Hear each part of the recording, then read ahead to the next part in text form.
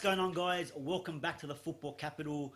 Once again, I'm joined with Seba from the Pitchfork, and it is deadline day. The window has just shut. Slam shut. Feels like just yesterday we were introducing the start of it, eh? It has been a month later, here we are. Yeah, it has been I don't know, it's been a weird I think it's been transfer a window. more sensible one, you know? Not been so chaotic and... But, you know, it is January. Not a lot of deals go through in January. Yeah, but there was one cracker signing, one blockbuster. Well, maybe United already got that one with Bruno Fernandes. True. As I go watch that video I did, was it yesterday? Feels like weeks ago. About Bruno Fernandes joining United. So that was one of our player we've been chasing for almost a year, pretty much months. Yeah, almost a year. And but he's done. We've got a lot more signings, a lot more done deals we want to speak about. Everyone's Christian been, Eriksen. There's a lot of talk that he was going to leave. He ended up leaving to Inter Milan. He went to Inter for, I think it was 20 million euros. Yeah, so it's about 17 million pounds that Tottenham were asking for. They actually did get. They got it, and he actually made his debut like hours after signing too. He came off the bench. Yeah, he actually came on instantly, and they ended up winning 2-1 there. But Christian Eriksen, another quality player, gone from the Premier League. Yep. Which you don't really want to see. But look, they quickly signed a player straight after that to take his position. I think Spurs. I can't remember who it was. Bergwijn. They signed Bergwijn from PSV Eindhoven. They signed him from PSV, another young player. Permanent. That one, I believe he went for 30 million euros, which would probably be like 26. Yeah, around there. just 26, a bit more. Just 26 million pounds. Eriksen went for, but look, I think he's a good signing. Spurs. And we'll touch on a little bit about Spurs. Look, I think their main concern was getting a striker in with the absence of Harry Kane due to the injury. And well, I think they actually might have gone in as well for Giroud, trying to get him, and that didn't work out as well. A bit of scrambles at the end there. They left it late if they really wanted a striker. Well, Kane's been injured now for a while. Yeah. You do know that once. I think it might have been at the start of the transfer window anyway. So you know, as soon as your players are available, you have to go in and get them. It seemed like they were kind of shadowing like Man United's bids and stuff, like for strikers. Just like you see both clubs going for the same kind of players, and it always seemed to be them. We both got our main strikers or main top goal scorers out. For the season. No, for the season possibly. Pretty much most of it at least. But on Spurs, they did make Lo Celso a permanent deal. Yeah, he's been alright for them. He's been actually not too bad. He's been good. Yeah, I think he scored a couple goals. He's pretty active in the midfield for them. Look, honestly, with Gedson Fernandes coming and now Lo Celso, that's who I think it was. Bergwijn. Did they get rid of? No, they signed him before, at the start of the window, on loan as well with an option to buy. But look, they're looking pretty solid, man. Like they have lost Harry Kane to injury and Christian Eriksen via transfer, but they're not terrible. You know, they got a big test this weekend against Man City. We'll see how this new team shapes up. They really needed to get a striker in, but look. It is what it is, but we'll go across to their North London rivals in Arsenal now. Got a couple of people, some decent players in my opinion. I mean, Mustafi did get injured. Now, obviously, you can question the kind of player that he is, if he's any good. The fan favourite. Yeah. So probably that was a bonus for them. Yeah. But look, they've brought in two players. Two centre backs in Mari from Flamengo, which this guy's pretty interesting. Hasn't had too many games, but he's already like 26 years old. He's in there on loan. I think he's been around the world playing for a couple. He's got the travel bug. Yeah, man, the journeyman. The coronavirus. We'll get to that one because the coronavirus might be coming to United. Yeah. So, on a free. Yeah, so they got Marion and also another decent one, I guess, from Southampton. Another interesting case, Cedric, the Portuguese guy. He was actually on loan to Inter this season so far. So he's back, and he came back and went straight to Arsenal. Is there an option to buy in this one, or we're not too sure? To be honest, I'm not sure. I think it's just a loan. Just a loan deal. Yeah. I don't know why. We spoke this a bit off camera. I don't know why Arsenal are kind of dilly-dallying about these loan deals. They should start making some deals actually permanent. Because like they made the signings that they made permanent a couple of seasons ago was the Greek guy at the back. What's his name? Socrates. And like that's a bit strange. And then. Who else was it? Louise on a permanent as well. Like, and then they get that like a bit better quality players, and then it's on loan. It's strange. Yeah, it's weird, but strange. There was also talks staying on topic with Arsenal with Aubameyang. I know he's been suspended for the last couple of games, but there was rumours that he was getting linked with Barcelona. He stayed. Yeah. I said it when we I think he talked does got about a year and a half on the contract left, so already. Is that it? I think so. Damn. I'm not sure how long. I think he's been there for two years. To another 2.5, Maybe another 2.5 years.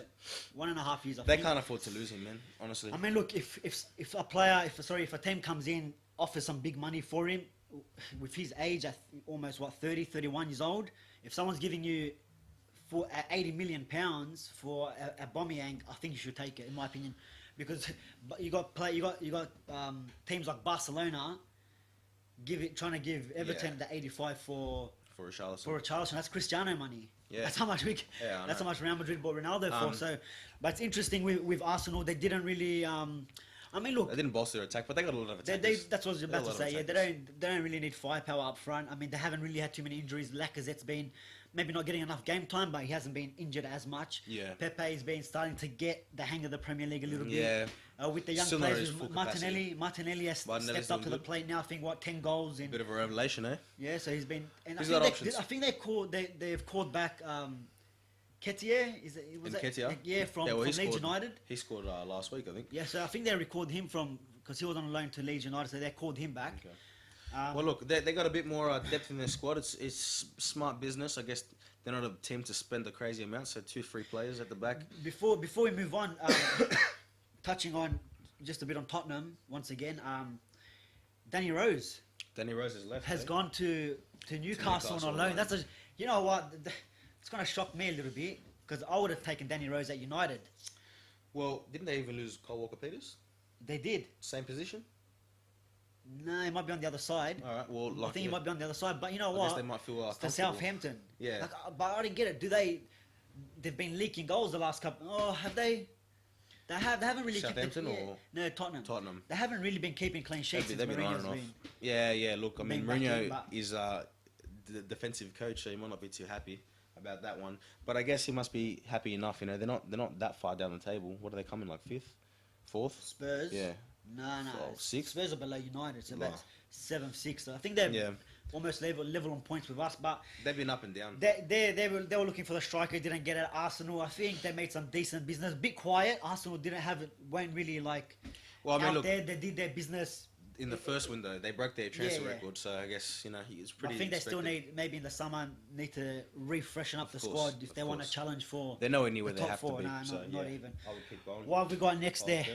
Where are we going? Look, we'll go to Sheffield. I reckon they got an interesting signing there. Yeah. Mr. Sander Berge. Sander Berge, Billy Sharp with his group chat message there announcing. High budget the new player announcement. And he's pretty keen to get these European spots, apparently he was saying in there. Well, why not, man? Like they're going playing good. In Europe. No, they're actually going good. And I think out of all the teams, I think Sheffield have probably made the best business for their team, for what their team needed. Yeah, like pound for pound, best business. You know? What was his name? The Norwegian? Is he Norwegian? Berge, Sander Berge. I think that's their record signing. It is their record signing. He went for 26 million euros. Now, who would have thought a newly promoted team into the Premier League? It would spend fighting for Europe, breaking records with their transfers and stuff. It's good. Like, it's a good sign. It shows how open this league can be. You know, we talked about Leicester coming up and they ended up winning it like season after. You know, who knows? Maybe the same fortunes could follow. Is that what we're saying? Is that what we're saying? We're saying Sheffield United are winning the league. They're ambitious. You heard it here first, you know. Yeah. But they also got what was his name? Zivkovic on loan, yeah. Here's the name. If you guys played FIFA, I think FIFA 17, 16, he was the gem. Yeah, he was one of the gems you buy in your career mode. Now he's in the Premier League now, which is good to see. I think he's a little decent player. We'll see what he can produce. What comes of him. But it's interesting. It's interesting there.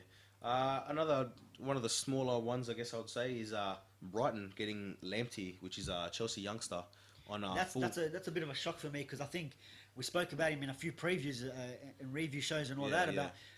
It seemed like he was playing him. I think you were saying as well that it seemed like he wanted to build him up and create a proper starting player, but I guess not because he's gone.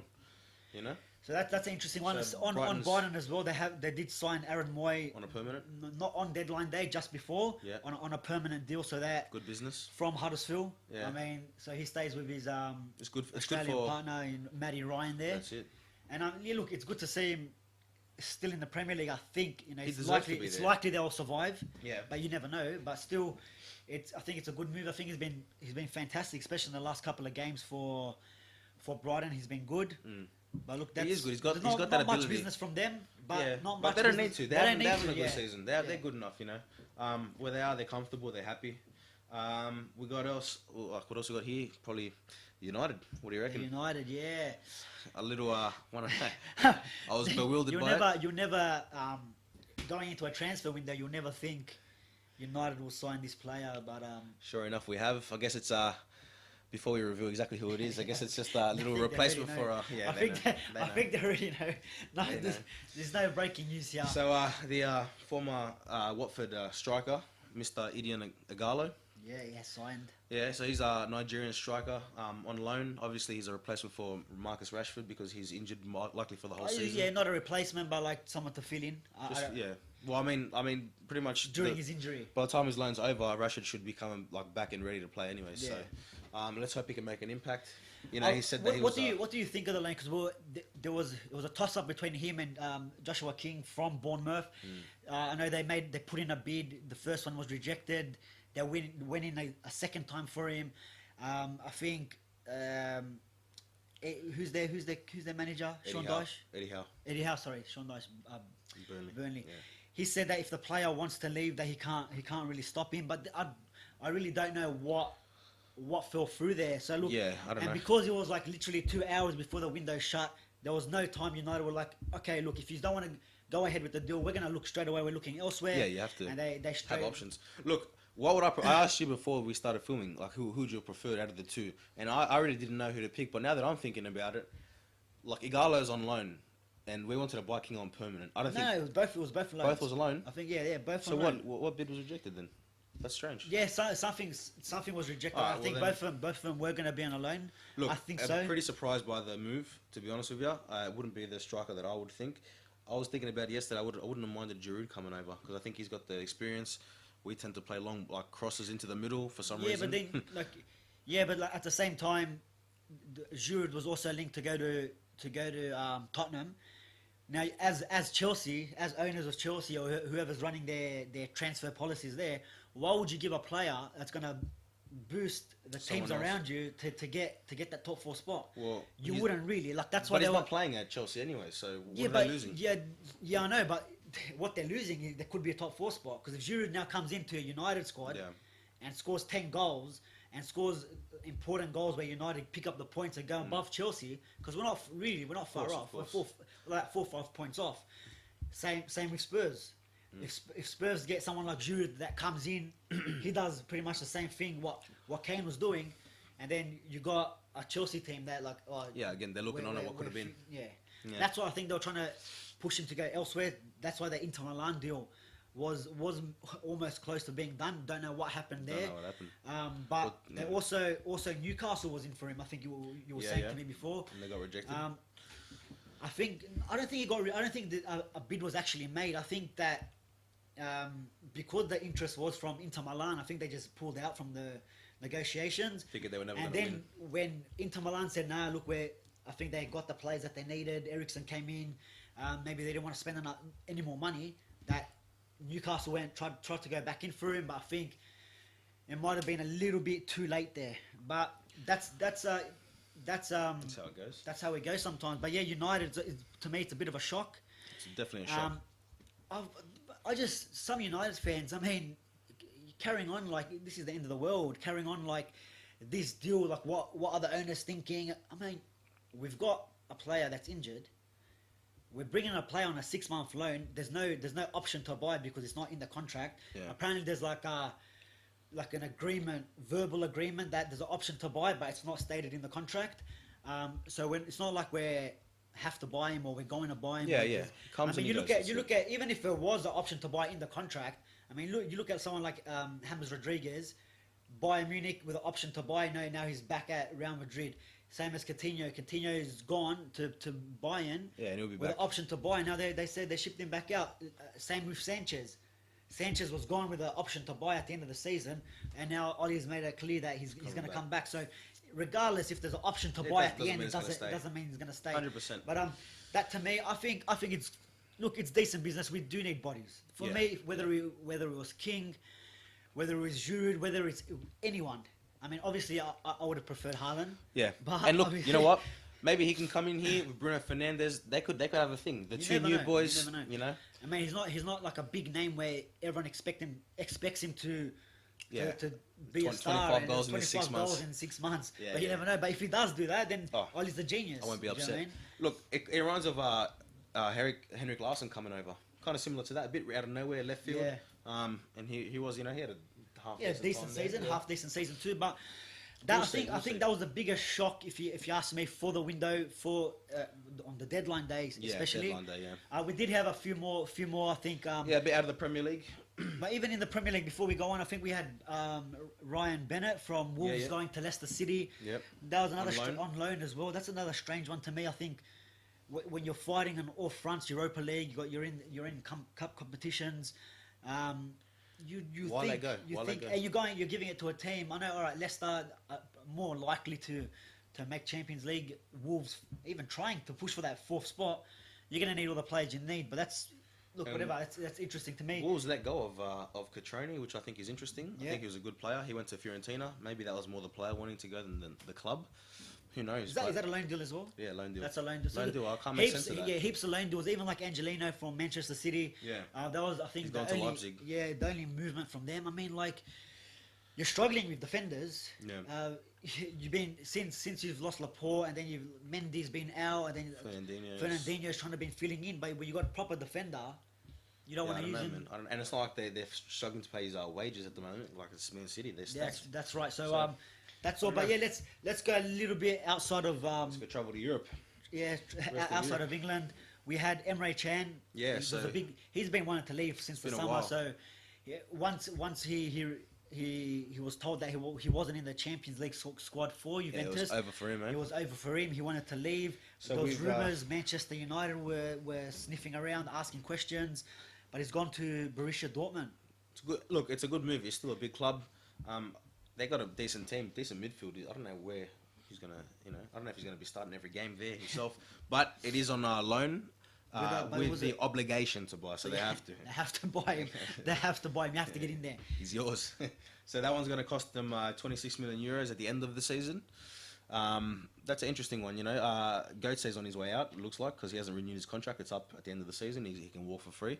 Maybe that's a replacement one. I don't know why. That's an interesting one. I don't know why anyone didn't go for him. Try to get.